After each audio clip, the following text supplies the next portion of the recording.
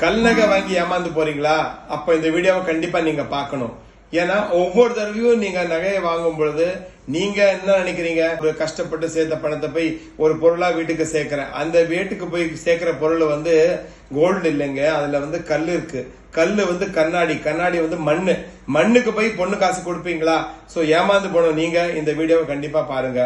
So உங்க உரிமை என்னன்னா, நீங்க வாங்குற தங்க நகைகள்ல கோல்டுக்கு தனியா வேல்யூ கொடுக்கணும், ஸ்டோனுக்கு அவர் 100% வெயிட் டிடக்ஷன் கொடுக்கணும். மிச்சம் இருக்கிற அந்த பேலன்ஸ் கோல்டுக்கு மட்டும் நீங்க பேமெண்ட் பண்ணா போறோம்.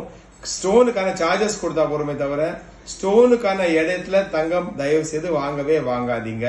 கடைக்காரர் கம்மியான கல்லு, இது இப்படிதான் வரும், இது சேர்ந்துதான் வரும், இது கல்லு எடையே கிடையாதுன்னு 1800 பொய் சொல்லுவாங்க. அந்த பொய்க்கு தயவு செய்து நீங்க ஈடு கொடுக்காதீங்க.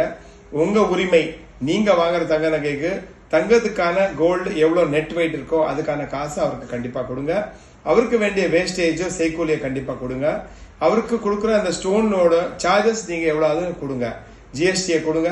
மற்றபடி தங்கத்தில் கல் எடையை கொடுத்து வாங்க நீங்க ஏமாறுகள் இருந்தா தயவு செய்து ப்ளீஸ் ஸ்டாப் பண்ணுங்க. நீங்க ஒரு தடவையும் கடைக்காரர் சம்பாதிச்சு கொடுத்து உங்க பணத்தை வெயிட் பண்ணாதீங்க.